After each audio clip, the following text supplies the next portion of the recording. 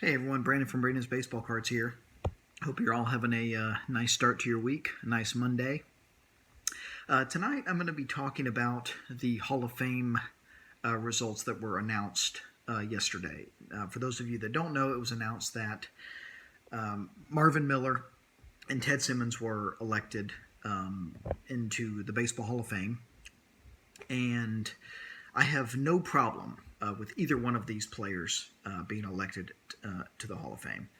In particular, I think Marvin Miller is long overdue to be admitted into the Hall of Fame. This is someone who played such a critical role, not just in baseball history, but with the history of labor and the labor movement in baseball, that I think it's a shame that they waited until several years after his death to put him in. Marvin Miller died in 2012. I don't understand for the life of me why they wait. Why do they wait until people die to put them in the Hall of Fame? Why did they wait till Ron Santo died to put him in the Hall of Fame? Right? Why do they do this? Why not let the people have a day to celebrate their accomplishments while they're alive, rather than waiting until they're dead and then giving? I guess it's still good that Marvin Miller's in, right? It would be a bigger travesty if he was never in. I guess it's better late than never, so to speak. But it's still ridiculous, and it's completely unnecessary. If he's a Hall of Famer now, then he should have been a Hall of Famer while he was alive.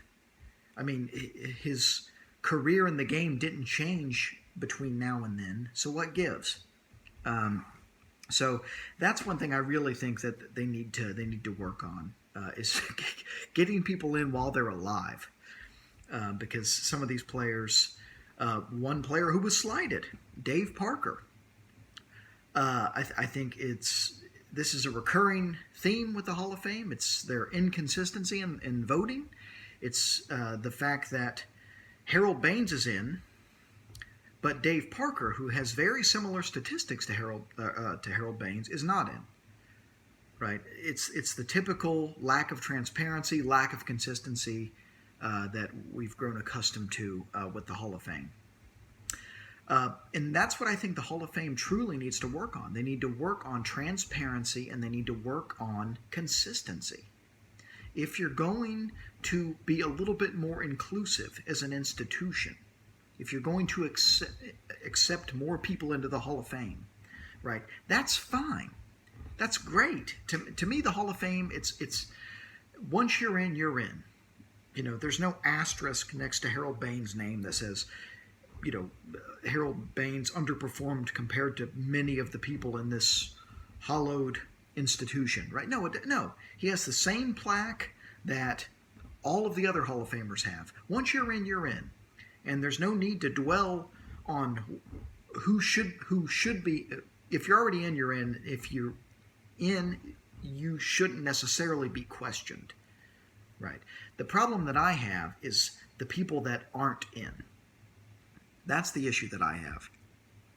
And the fact of the matter is, there are a lot of really, really great players that deserve to be in the Hall of Fame that are not in the Hall of Fame, and their statistics are better than a lot of the players that are in the Hall of Fame.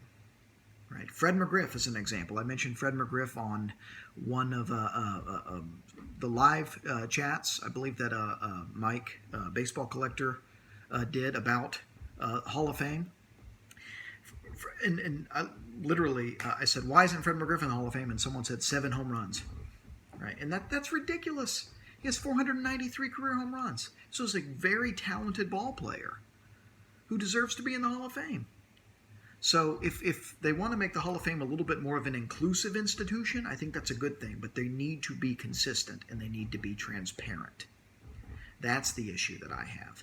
I have no problem, like I said, with Ted Simmons getting in. I'm not as versed in some of the minutia of his career, but I will say that his career WAR is up there with some of the great catchers. He's up there with Johnny Bench and Gabby Harnett and some of the other really phenomenal catchers that have played the game. So I don't really have an issue with it because, again, if the statistics merit their placement in the Hall of Fame, then that's really all it should come down to. And if it's not coming down to statistics, then what is it coming down to? How are they deciding the difference between Harold Baines and Dave Parker? What's the difference? If you're on the voting committee, explain to me, what is the difference between Harold Baines and Dave Parker? Statistically, they're so similar, and that's what upsets me. So I hope the Hall of Fame will eventually let or the voters will allow Dave Parker to enter the Hall of Fame. I'm not even sure how much longer he's on the ballot with the Veterans Committee, but the fact that 7 out of 16 members of the Veterans Committee, that's all the support that he got. I think it was 7. You needed 12 to get in, right? And he didn't even get close to 12. This is just baffling to me.